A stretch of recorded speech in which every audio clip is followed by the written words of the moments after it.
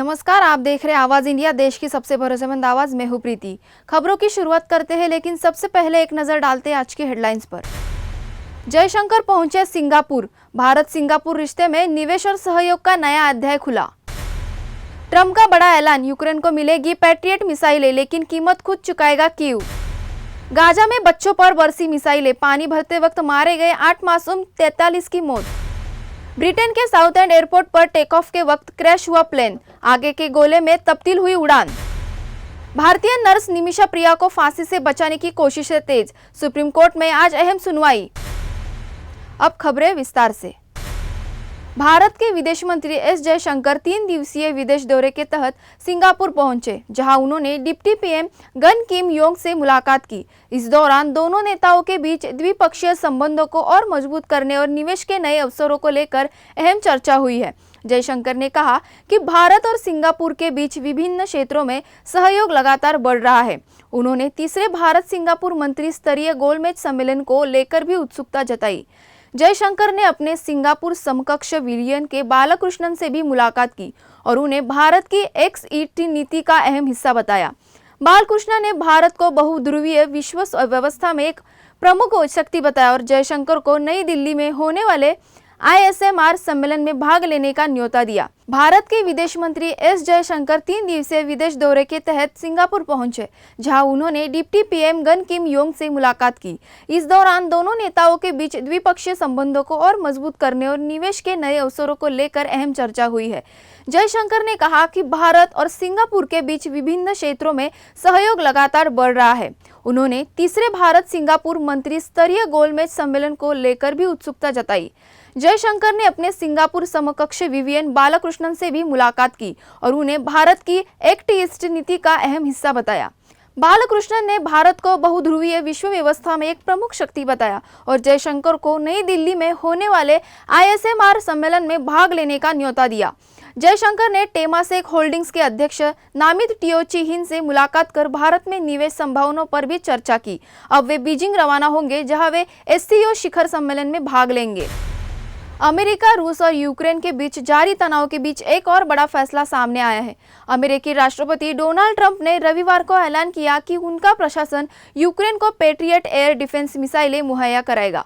हालांकि ट्रंप ने यह भी साफ किया कि इस सैन्य मदद का पूरा खर्च यूक्रेन को ही उठाना होगा।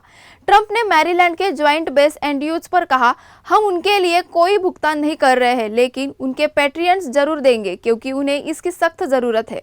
दरअसल बीते दिनों ट्रंप ने कई बार रूस के राष्ट्रपति व्लादिमीर पुतिन से बात की थी, लेकिन जब उनकी अपील का असर नहीं हुआ तो अब उन्होंने एक कड़ा कदम उठाया है।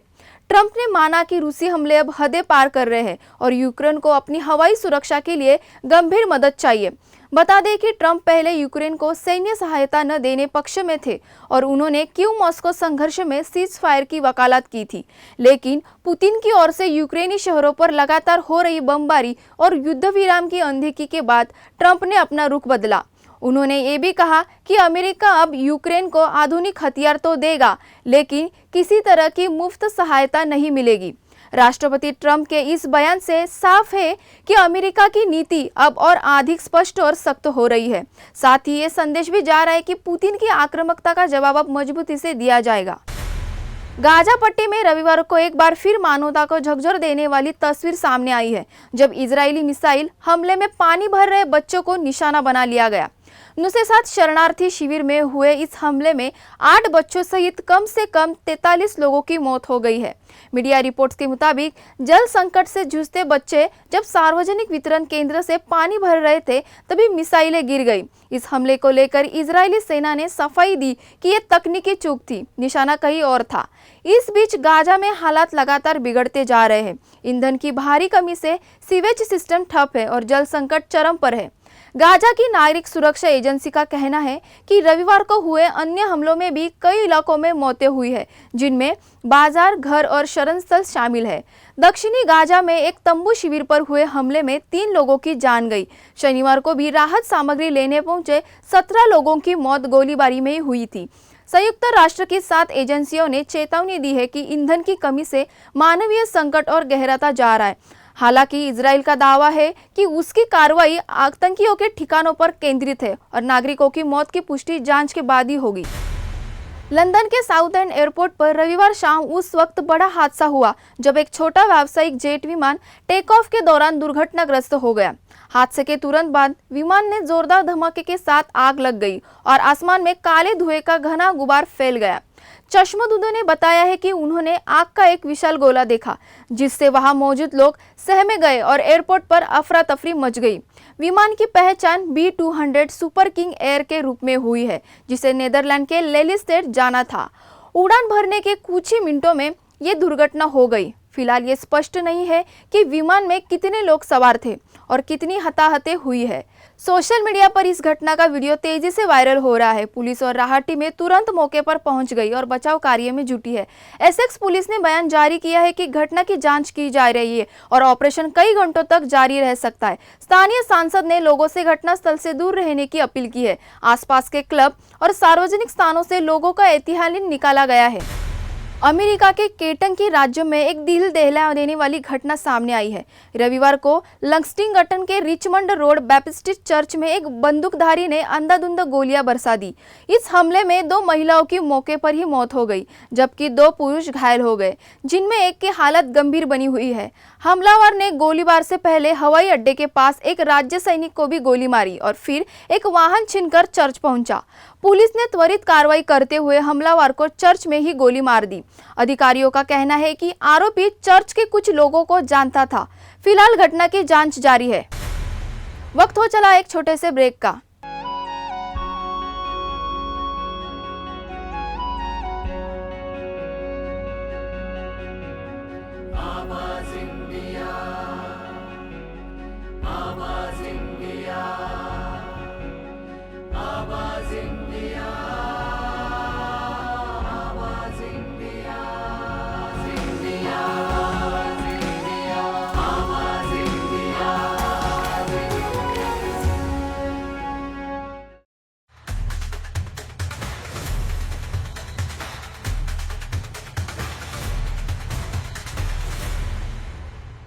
ब्रेक के बाद आप सबका स्वागत है।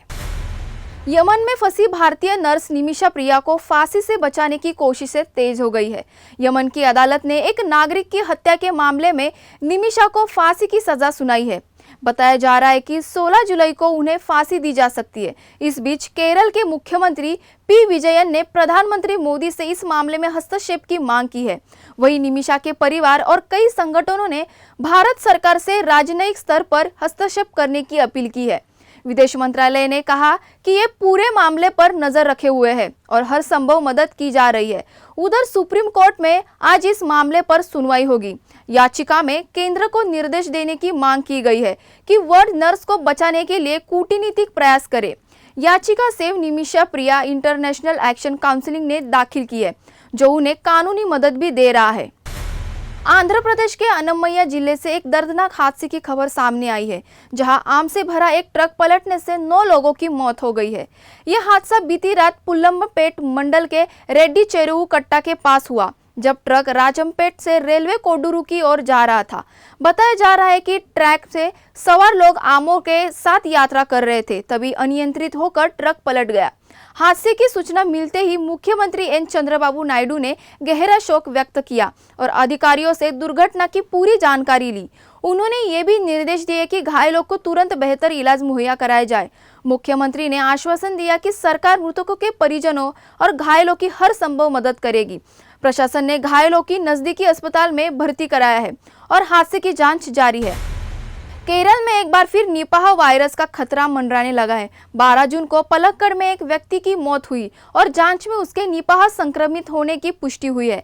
इसके बाद राज्य सरकार ने सतर्कता बढ़ा दी है। स्वास्थ्य विभाग ने बताया कि मृतक के संपर्क में आए 46 लोगों की पहचान कर ली गई है और उनकी निगरानी की जा रही है। इससे पहले मलप्पुरम में भी निपाह से एक व्यक्ति की मौत हो चुकी है।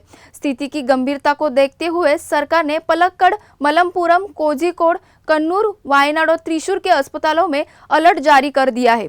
सभी अस्पतालों को मास्क अनिवार्य करने और तेज बुखार के मामले में तुरंत निपाह टेस्ट कराने के निर्देश दिए गए हैं। विश्व स्वास्थ्य संगठन के मुताबिक निपाह एक जानलेवा जूनोटिक वायरस है जो जानवरों और इंसानों के बीच फैल सकता है। सरकार हालात पर नजर बनाए हुए है और हर जरूरी कदम उठा रही है। भारत की बैडमिंटन क्वीन कही जाने वाली साइना नेहवाल ने एक बड़ा निजी फैसला लेते हुए अपने पति पारुपल्ली कश्यप से अलग होने की घोषणा की है। दोनों की शादी साल 2018 में हुई थी, लेकिन अब 7 साल बाद रिश्ता खत्म करने का फैसला लिया गया है। साइना ने सोशल मीडिया पर पोस्ट करते हुए लिखा, जिंदगी हमें अलग रास्तों पर ले जाती है। हमने आपसी सहमति से अलग होने का फैसला किया है। उन्होंने कहा कि वे एक दूसरे के लिए शांति, विकास और उपचार का रास्ता चुन रहे हैं। साइना और कश्यप की मुलाकात गोपीचंद बैडमिंटन अकादमी में हुई थी और यहीं से उनके रिश्ते की शुरुआत हुई थी। खेल जगत की दो शानदार हस्तियों का ये अलगाव खेल प्रेमियों के लिए चौंकाने वाला है। बता दें कि साइना लंदन ओलंपिक की ब्रॉन्ज मेडलिस्ट है और कश्यप कॉमनवेल्थ गोल्ड मेडलिस्ट रह चुके हैं। राजकुमार राव की एक्शन थ्रिलर फिल्म मालिक ने बॉक्स ऑफिस पर शानदार शुरुआत की है। फिल्म ने पहले दिन 3.75 करोड़ रुपए और दूसरे दिन 5.25 करोड़ और तीसरे दिन भी 5.25 करोड़ रुपए की कमाई की है। यानी पहले वीकेंड में कुल कलेक्शन 14.25 करोड़ रुपए तक पहुंच गया है। ये राजकुमार राव के करियर की सबसे तेजी से कमाई करने वाली फिल्मों में से एक बनती जा रही है। फिल्म को दर्शकों ने मिलीजुली प्रतिक्रिया मिली है, लेकिन गैंगस्टर अवतार में राव का अंदाज दर्शकों को पसंद आ रहा है। पुलकित के निर्देशन में बनी इस फिल्म में प्रोसेनजीत चैटर्जी, मानुषी चिल्लर और सौरभ सचदेवा जैसे कलाकार की अहम भूमिका है। रविवार को शाम और रात के शो में दर्शकों की मौजूदगी ठीक ठाक रही। अब उम्मीद की जा रही है कि फिल्म वीकेंड्स में भी स्टेडी कलेक्शन बरकरार रखेगी। शनाया कपूर की डेब्यू फिल्म आंखों की गुस्ताखियां बॉक्स ऑफिस पर ठंडी साबित हुई है। विक्रांत मैसी के साथ बनी इस रोमांटिक ड्रामा ने पहले वीकेंड में सिर्फ 1.2 करोड़ रुपए की कमाई की है। शुक्रवार को फिल्म में 30 लाख, शनिवार को 49 लाख और रविवार को महज 41 लाख रुपए जुटाए। कपूर खानदान की बेटी शनाया को बड़े पर्दे पर लॉन्च करने वाली इस फिल्म को ना कहानी का साथ मिला, ना ही दर्शकों का प्यार। रस्किन बॉन्ड की कहानी पर आधारित ये फिल्म लोगों की उम्मीदों पर खरी नहीं उतर पाई। संजय कपूर की बेटी शनाया को इससे पहले बेधड़क से डेब्यू करना था, लेकिन वो फिल्म नहीं बन पाई। अब आंखों की गुस्ताखियों से शुरू हुआ उनका फिल्मी सफर कठिन नजर आ रहा है। दर्शकों की कम प्रतिक्रिया और नकारात्मक रिव्यू के चलते फिल्म को आगे भी मुश्किलों का सामना करना पड़ सकता है। फिलहाल आवाज इंडिया समाचार में इतना ही। जुड़े रहिए आवाज इंडिया के साथ। जल्द होगी आपसे फिर मुलाकात। तब तक के लिए नमस्कार।